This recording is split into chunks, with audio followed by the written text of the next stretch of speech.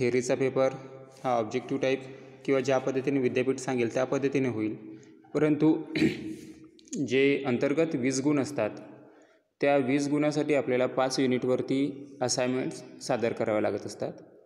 तर या ठिकाणी आपल्याला जे 5 युनिट आहे त्या 5 घटकावर आधारित 5 प्रश्न या ठिकाणी देण्यात आलेले आहेत. तर थेअरीने जर पेपर झाला 80 गुणासाठी तर यापैकी काही प्रश्न राहण्याची शक्यता आहे, परंतु कोरोनामुळे एक्झाम कशा पद्धतीने होईल याबाबतचे कुठलेही संकेत विद्यापीठाकडून अजून महाविद्यालयांना प्राप्त झालेले नाही आहेत. केवळ एक्झाम फॉर्म भरून घेतलेले आहेत.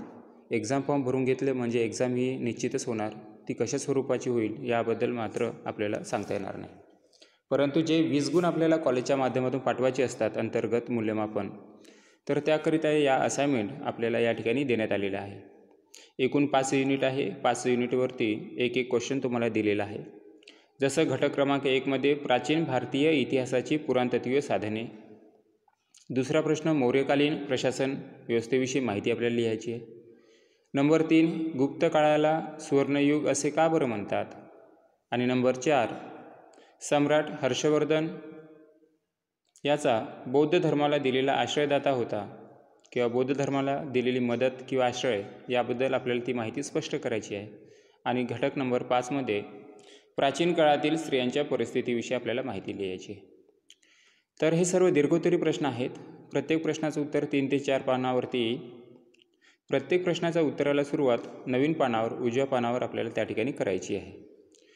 तर दीर्घोत्तरी प्रश्नाचं उत्तराचं स्वरूप कशा पद्धतीचं राहील. BA फर्स्ट इयरच्या विद्यार्थ्यांना 12वी आणि BA फर्स्ट इयरमध्ये थोडा फरक आहे. आपल्याला 16 गुणासाठी दीर्घोत्तरी प्रश्न असतो आणि लघुत्तरी प्रश्न हा 4 गुणासाठी असतो. म्हणजे एकूण 5 युनिट असतात. 5 युनिटपैकी कुठल्याही एका युनिटवर 16 ऑब्जेक्टिव्ह असतात. कुठल्याही 2 युनिटवर 2 दीर्घोत्तरी प्रश्न असतात 16 दूनी 32 मार्काचे. आणि कुठल्याही 2 युनिटवर 4-4 असे 4 गुणासाठी लघुत्तरी प्रश्न असतात. लघुत्तरी प्रश्नाचं उत्तर 4 गुणासाठी 1 पेज सफिशियंट लिहिलं तरी होते, परंतु दीर्घोत्तरी प्रश्नाचं उत्तर लिहित असताना त्याचं 16पैकी जर आपल्याला चांगले गुण घ्यायचे असेल, 14 किंवा 15 गुण जर घ्यायचे असेल तर त्याची एक पद्धत आहे. जसे या ठिकाणी एक उदाहरण आपण पाहू की प्राचीन भारतीय इतिहासाची जी पुरातत्वीय साधने आहेत, तर या दीर्घोत्तरी प्रश्नाचं उत्तर लिहित असताना सुरुवातीला आपल्याला 10 ते 12 ओळीची प्रस्तावना त्या ठिकाणी सादर करावी लागते. सुरुवातीला पुरातत्वीय साधने म्हणजे काय याबद्दल आपल्याला माहिती ती संकल्पना त्या ठिकाणी स्पष्ट करायची. प्राचीन भारतीय इतिहास साधने कोणती आहेत. जसं या ठिकाणी पुरातत्वीय साधने आहे, पुराभिलेखीय साधने आहेत आणि परकीय यात्रेकरूंचे यात्रा वर्णने आहेत. हे 3 मुख्य प्रकार आहेत. तर त्यापैकी पुरातत्वीय साधने आपल्याला या ठिकाणी लिहायची. तर याबद्दल माहिती 10 ते 12 ओळीमध्ये लिहून मुख्य प्रश्नाला सुरुवात त्या ठिकाणी होते की पुरातत्वीय साधने कोणती आहेत. जसं शिलालेख आहे, ताम्रपट आहे, नाणी आहे, स्तूप आहे, उत्खनन आहे.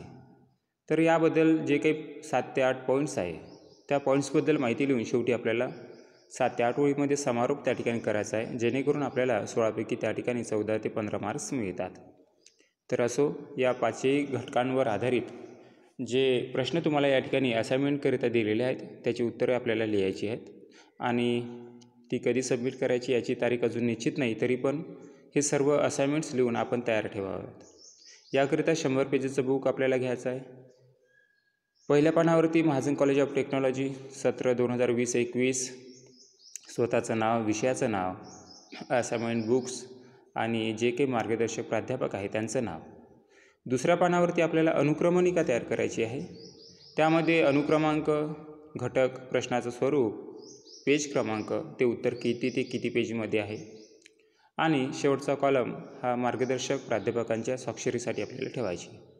आणि तिसऱ्या पानापासून आपल्याला असाइनमेंटला सुरुवात या ठिकाणी करायची आहे. तर असो, तर हे 5 प्रश्न आपल्याला या ठिकाणी लिहून ठेवायचे आहेत. धन्यवाद.